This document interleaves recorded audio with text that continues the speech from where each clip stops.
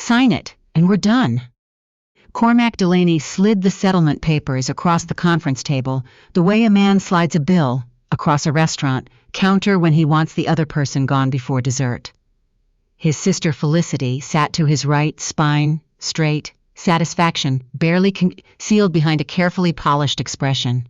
His lawyer, a compact man named Brent, who billed $450 an hour and had spent 3 weeks preparing this moment, sat to his left with the particular ease of someone who had already decided how the next 10 minutes would go. In the hallway outside the offices of Caldwell and Mather, 38 floors above Bay Street, Rochelle Weston was waiting. Cormac had told Odette his assistant needed him. That was where Rochelle was. The room expected tears, or an argument, or at the very least, the particular trembling stillness of a woman who has just understood she has no good options left. Odette Fairbanks picked up the pen and signed her name. Everyone in that room believed they had won. If this is your first time here, welcome to Ivory Secrets. Please subscribe and follow this story all the way through. These are the moments that matter. And drop a comment below telling me what city you're watching from. I want to see how far this reaches today. Now let's go back to the beginning. The morning of the settlement, Odette woke at 5:47 without an alarm. She had not slept well inside the Delaney house in a long time. Not since the year Cormac's company landed the Cascade Tower contract and he started coming home later, and differently. The particular kind of different a person recognizes, before they have words for it, when someone is carrying something they've decided not to share. She had noticed. She had said nothing. She had spent 6 months sitting with the weight of that noticing, deciding what it meant, deciding what she intended to do about it. She made her own coffee. The house had a full kitchen staff on weekday mornings, but Odette had always made her own, and Cormac had always called this one of her odd habits. The way he called a number of her preferences odd habits. The way she kept her own schedule. The way she read through every contract before signing anything.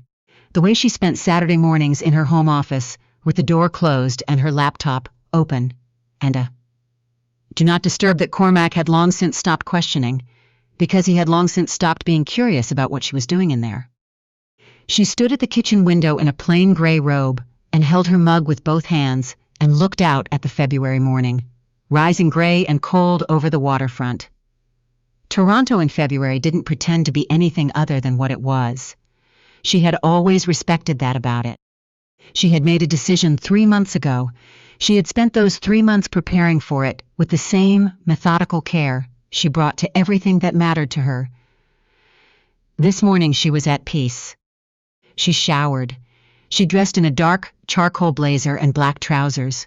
She looked at herself in the mirror for less than 30 seconds. She was not dressing for anyone in that room.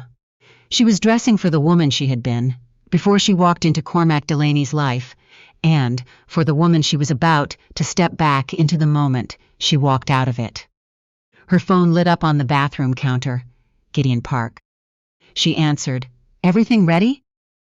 "Everything is in place," he said. "You're certain you want to go in quietly?" "Yes." A pause. "Odette." His voice was careful. He had known her for 11 years. He had been her father's counsel before her father died, and then he had become hers. He understood the difference between her quiet and everyone else's quiet. "We can do this differently. Loudly if you want. Publicly, before you ever walk into that building." She took a slow sip of coffee. "No," she said. "I want to look him in the eye when he finally understands what he walked away from." A brief silence. "Understood," Gideon said. "We'll be ready." She ended the call. She set the mug on the counter. She picked up her bag, a plain black leather tote, nothing remarkable, and she walked out of the Delaney house for the last time without looking back. The offices of Caldwell and Mather occupied the 38th floor of a glass tower on Bay Street. The elevator was mirrored on 3 sides. Odette looked at herself as the floors climbed. She looked steady. She was steady. Not the steadiness of someone who didn't feel anything. The steadiness of someone who had done all her feeling in private, carefully, over 3 months. so that no one in that room would get the satisfaction of watching her come apart in front of them. The receptionist looked up when Odette stepped off the elevator. There was a brief, involuntary widening of the eyes. She had clearly been briefed on who was coming, and had clearly expected someone who looked more prepared for battle. Odette smiled. "I'm here for the 10 o'clock. She could hear Cormac before she reached the conference room door, talking about the Cascade Tower construction timeline with someone, relaxed, at ease, laughing about something. She paused outside the door for 3 seconds. Then she walked in. The room went quiet. Cormac was at the head of the table, his natural position in any room, the one he'd held since she first met him at a charity gala 9 years ago, tall and assured and certain that the world was arranged in his favor. Brent sat to his left. Felicity sat to his right. Felicity Delaney had never liked Odette. She had made this known through small deliberate means over 8 years of family dinners and holiday gatherings. The comments about Odette's clothing. The way she spoke about Odette's background with the particular gentleness of someone who has learned to wound without raising their voice. The way she once said at a Sunday brunch that Cormac could have married anyone. Loud enough for Odette to hear from the next room, knowing she could hear, not caring. Felicity looked at her now with the expression of someone watching a foregone conclusion complete itself. "You're late," Felicity said. "I'm exactly on time," Odette replied. She pulled out the chair directly across from Cormac, not the one placed at the far end of the table, smaller and slightly apart, clearly meant to communicate something about who held ground in this room, and she sat down. Brent cleared his throat. "Mrs. Delaney, Mrs. Fairbanks said, without any heat. A pause. "Of course, Miss Fairbanks, we appreciate you coming in today. The terms are, I think you'll find, quite generous." He slid the folder across to her. Odette did not open it. She looked at Cormac first. He looked good. He always looked good. He had the kind of face that money maintained. Fresh haircut, charcoal suit, the easy confidence of a man who had something and wasn't ashamed of it. She had loved that about him once. She had loved the version of him who had sat across from her at a small Italian restaurant on King Street West 9 years ago, and talked about what he wanted to build. Not just in the city, but in his life. He had talked about wanting a partner, not an audience. She had believed him. She still believed the man at that restaurant had meant every word. She just no longer believed he was the same person's sitting across from her now.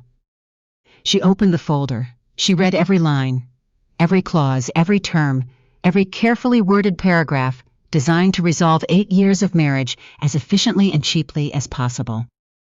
The room waited. Cormac shifted in his chair.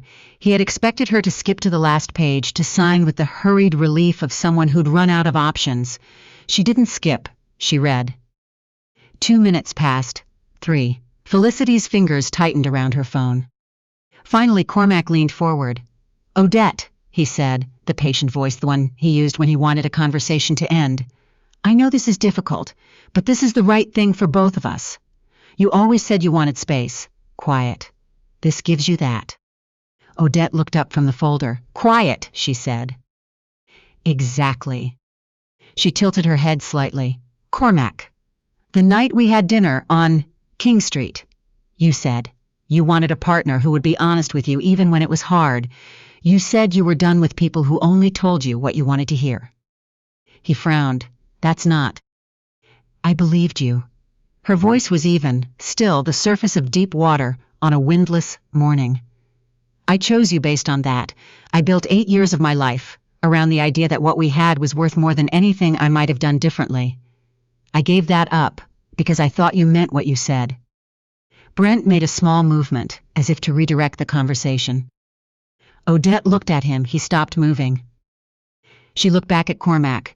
"And then I found the messages on your laptop on a Thursday evening in November, when you'd left it open on the kitchen counter and gone out to take a call." The room went very still. Felicity's breath audibly changed. Cormac's expression didn't shift, but his jaw did. "Odette."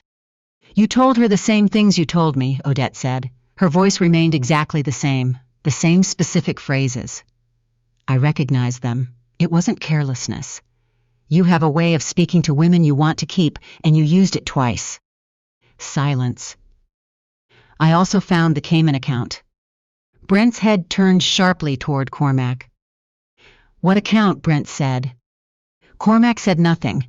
He was watching Odette the way a person watches a room they thought they knew turn into something else entirely. $840,000, Odette said. Moved over 14 months, through a numbered company, registered in Belize, which is not nothing for a jurisdiction that rarely comes up in legitimate domestic financial planning. She closed the folder calmly. You began restructuring your personal assets 11 months before you told me the marriage was over. The room was completely silent.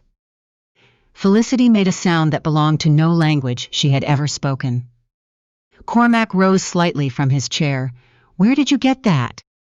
Sit down, Cormac. Something in the way she said it made him sit.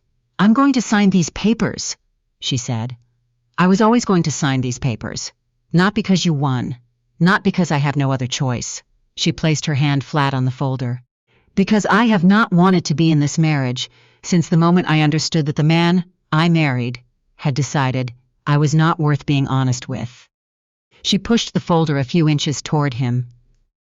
I'm signing because I'm choosing to leave, not because you're releasing me. She picked up the pen. She signed her name, neat, unhurried, completely sure of itself.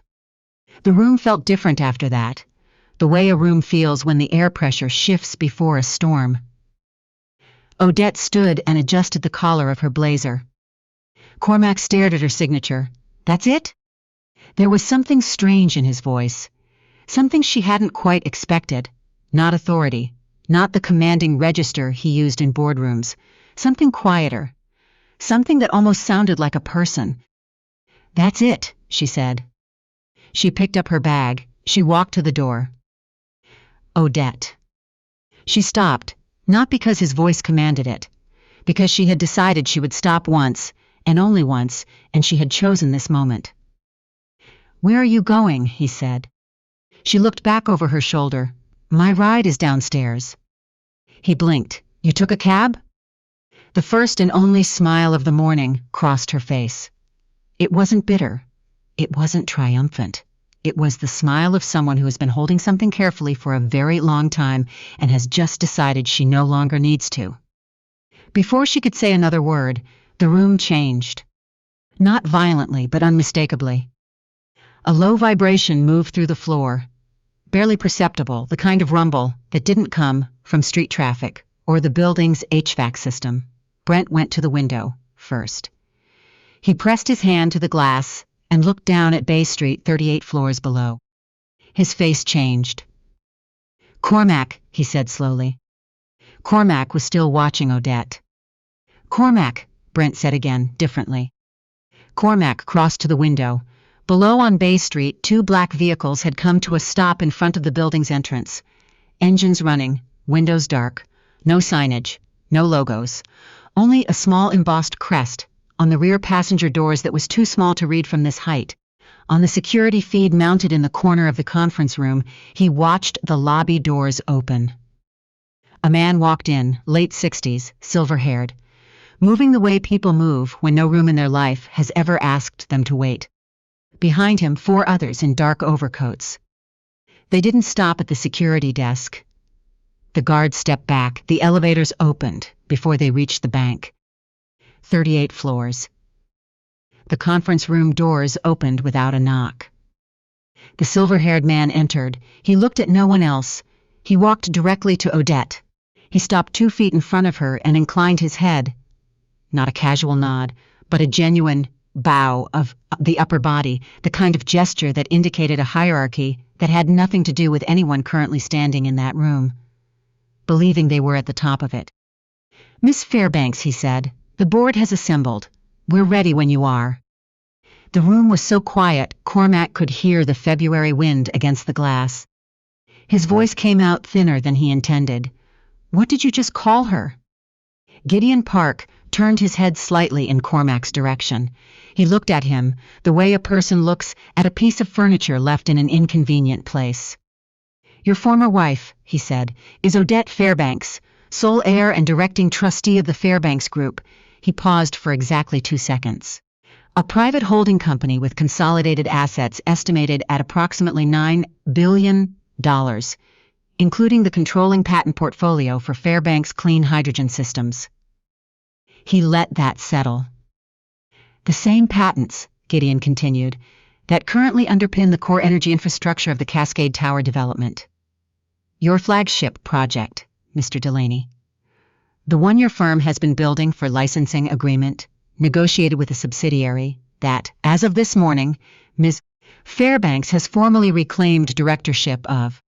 The number, and what followed it, landed in the room the way a stone lands on thin ice. Cormac's mouth opened, nothing came out. Felicity Delaney made a sound that wasn't a word in any language. Brent placed both palms flat on the table and stared at them, as though doing arithmetic he couldn't finish. Cormac looked at Odette. Not the way he had been looking at her for 2 years, not with the mild impatience of a man who had already moved on. He looked at her the way a person looks, when the ground beneath them has rearranged without warning. "Is this real?" he said. Odette looked at him for a long moment. "That," she said quietly, "is the first honest question you've asked me in 8 years. She picked up her bag. "The licensing agreement for Cascade Tower comes up for renewal in 60 days, she said. "My team will be in touch with yours." She paused at the door. "Cormac." He was still standing there with that look on his face, the look of a man whose entire understanding of the past 8 years had been restructured in under 4 minutes. "That settlement offer," she said. "Keep it." She walked out. Gideon followed. The 4 others followed. The doors swung closed behind them. And Cormac Delaney stood in a room full of people who had spent 8 years, assuming his wife was the least consequential person present, and understood, in the terrible, absolute silence that came after, exactly what he had built his life on top of, without ever once stopping to ask what it was. In the car, Odette let out a slow breath. Gideon sat across from her, leather folder on his knee, watching her face. "How was it?" he asked. She looked out the window as the city moved past. February, in Toronto, gray sky, salt-stained. Sidewalks, people moving fast with their heads down because the cold didn't care about your feelings. She had walked these streets for 8 years as Cormac Delaney's wife. She had attended his events, supported his projects, sat through dinners where his colleagues spoke to him across her. As though she were decorative. She had done that. She had chosen it. She was not going to pretend otherwise. "It was exactly what it needed to be," she said. Gideon studied her. "Are you all right?" She was quiet for a moment. A woman was standing on the corner of King and Simcoe waiting for the light, coffee in one hand, phone in the other, shoulders hunched against the cold. Ordinary Tuesday, ordinary life. "I will be," Odette said, and she meant it. "The board is ready for 11:30, Gideon said. "And the Cascade Tower legal team has already called 3 times. Tell them we'll schedule a formal meeting next week, on our terms." She turned from the window. "The Cayman account, the money," he moved. "The forensic team has the full picture," he said carefully. "It's not good." "I know it isn't." She looked at the city again. "But I'm not moving against him out of anger. I'm moving because it's the right thing to do, in the right order, for the right reasons." She paused. 500 people are employed on that development. They have nothing to do with what happened between us. Gideon was quiet. "You know," he said finally. "Most people in your position wouldn't be drawing those distinctions right now." "Most people in my position didn't love him," she said simply. The car moved south through the gray morning. Back on the 38th floor, the lawyers had cleared out. Brent had left without speaking. Felicity had left with her back very straight, and her expression doing something she would not have wanted anyone to name. Cormac sat alone in the chair where Odette had been sitting. Not his own chair, at the head of the table.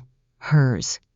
the one she had moved herself to, directly across from him, claiming the ground they had tried to place her away from. He sat in her chair with his elbows on the glass, and he tried to reconstruct every conversation he had ever had with her, about her family, about her father, about where she'd come from. She had told him her father built a small engineering company in the 90s.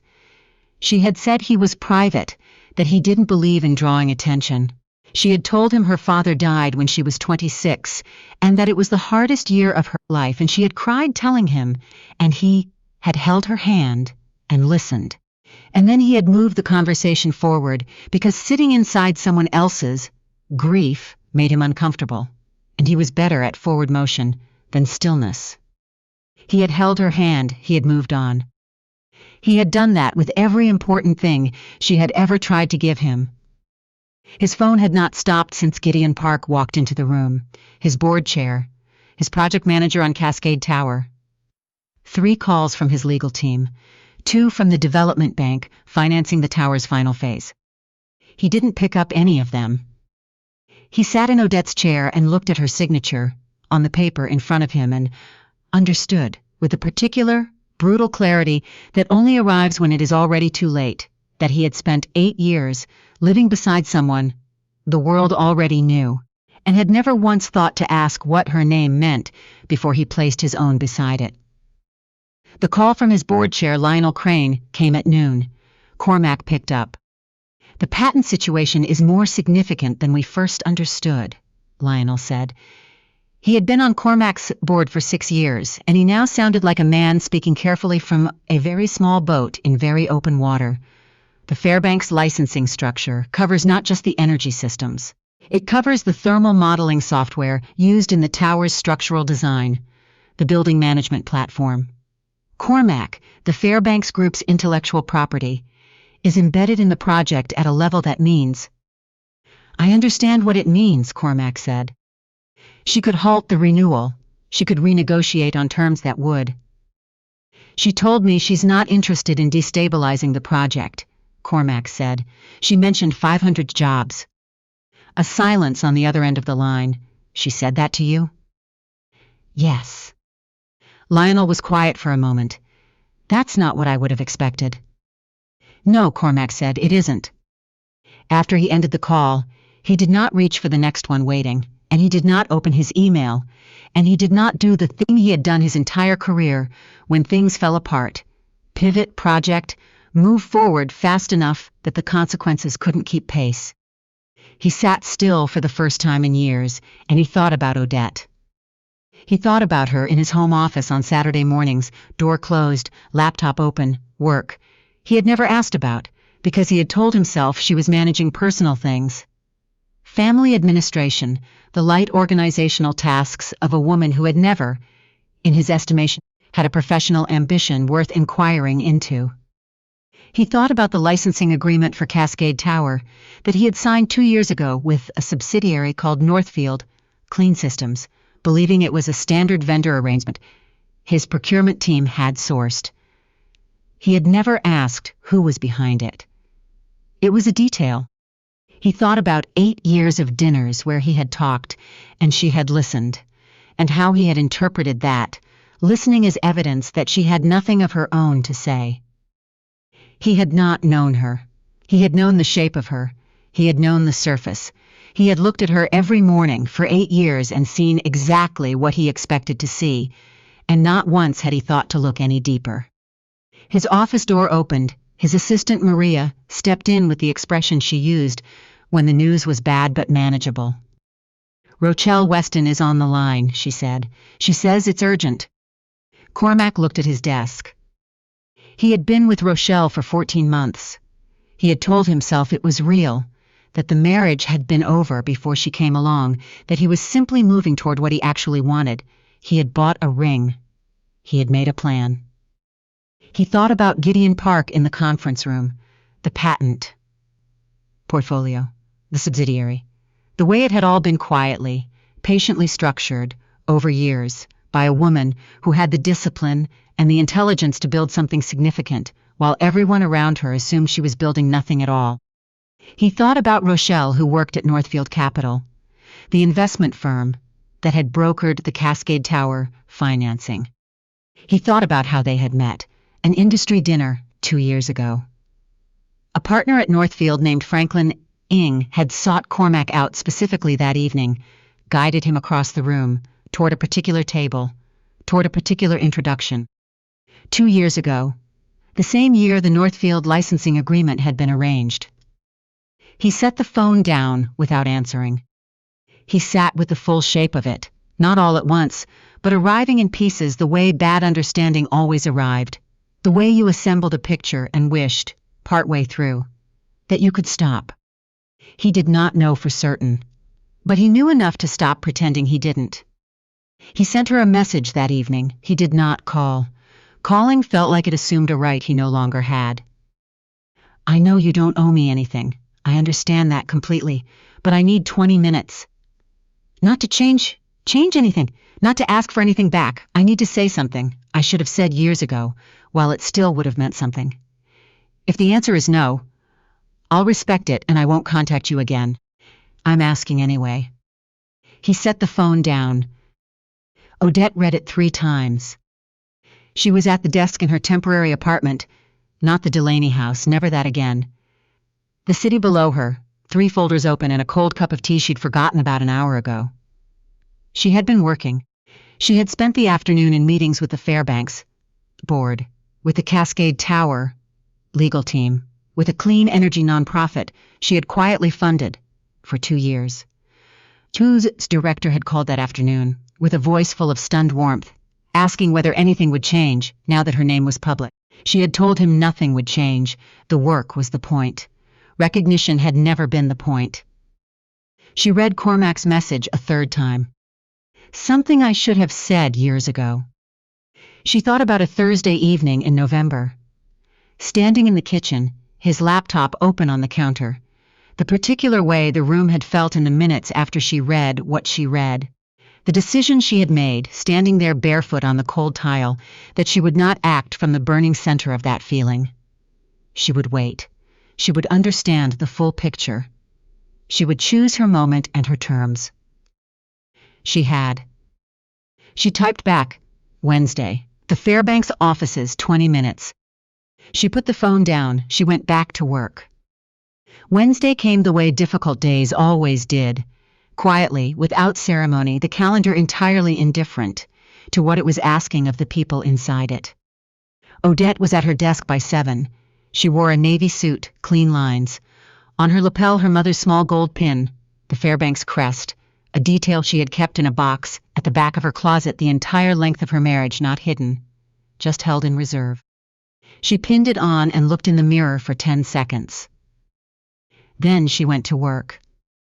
When Cormac arrived at noon, he looked like a man who had not slept well in several days and had stopped pretending otherwise. The suit was still tailored. He carried it differently. He looked, for the first time in her memory, like someone who had put something very heavy down and hadn't yet decided what came next. He sat across from her. Thank you, he said. You have 20 minutes, she said. Say what you came to say.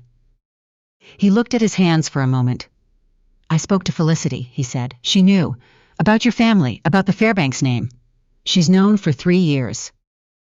Odette's expression didn't shift. I know, she said. He looked up. You know? I suspected. My team confirmed it last week. She held his gaze steadily. She didn't tell you, because she believed that if you found out, you'd stay in the marriage for the wrong reasons. She thought you'd eventually figure it out on your own. That you'd actually look at me. Something moved in his face. She was wrong. Yes, Odette said. So were you. He nodded. He was quiet for a moment, then, what I came to say is this. Not because it changes anything, because I need to say it and I need you to hear it without me trying to make it useful. He looked at her directly. I looked at you for 8 years and I saw what I expected to see. I decided who you were before I ever asked. I called you quiet like it was a limitation. I sat at dinners and let my sister speak to you the way she did, and I looked at my plate. I told people, you were simple. I used that word, simple. He shook his head. I took 14 months of my life, and I spent them on a situation that, I don't know how deliberate it was, But I know I made it easy because I had stopped paying attention to the right things long before she ever came along. The room was very still. I'm not asking for forgiveness, he said. I'm not asking you for anything. He paused, began again. You were the most honest person in my life. You were the best person I knew, and I treated all of that like it was unremarkable. He looked down at his hands. Nothing about you was unremarkable. I just never looked closely enough to see it. Odette sat with that for a long moment. I believe you, she said, not warmly, not coldly, honestly. I believe that's true right now, and I believe you've spent the last several days understanding something real about yourself. She folded her hands on the desk. But Cormac, meaning something after the fact is not the same as doing something when it would have counted. You know that. I know that, he said. I'm not saying it to punish you. I'm saying it because you deserve to hear it without me softening it. He nodded. He stood. He looked around her office, the simple desk, the single-framed photograph of her father, the Fairbanks crest quiet on the wall, the Cascade Tower renewal, he said. My team will be fair, she said.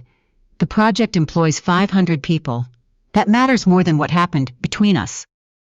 He nodded again.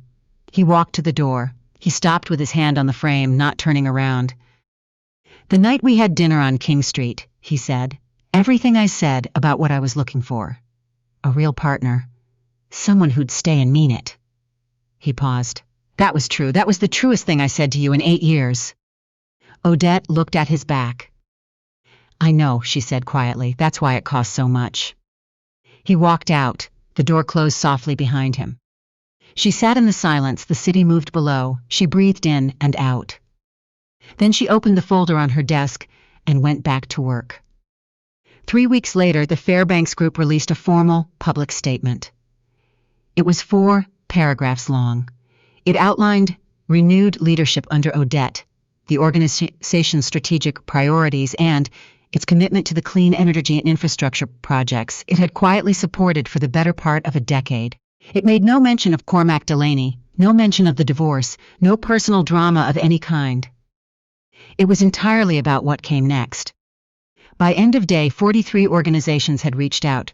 Investors who had watched the Fairbanks name carefully for years began to call.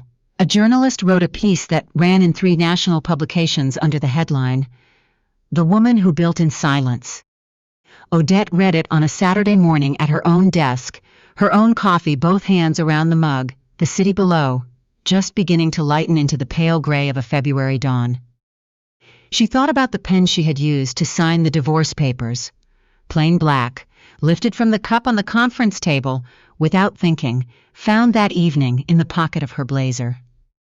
She had kept it in her desk drawer, not as a trophy, not as proof of anything. As a reminder. Some people spent their whole lives waiting to be seen by the right person, at the right moment.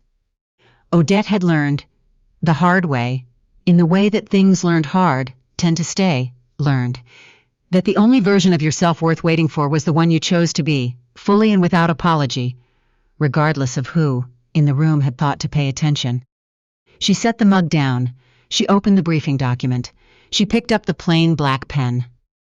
And Odette Fairbanks, the woman they had called unremarkable, the wife they had called simple, the heir no one had thought to look for, pressed the pen to the page and kept going.